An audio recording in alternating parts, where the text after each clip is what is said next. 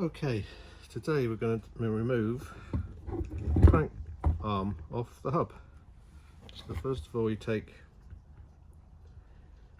the plastic bung out the end,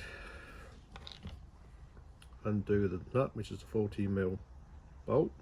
You screw this part, which is your crank extractor, into the hub like that. Tighten it up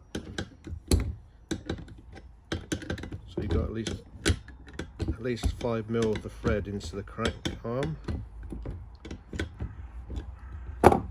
Then you screw this part down until it pushes onto the end of the crank, and you just tighten this up, and this pushes the crank arm off the end of the crankshaft like that. And that's how you get your crank arms off your Berg or Dino go-karts.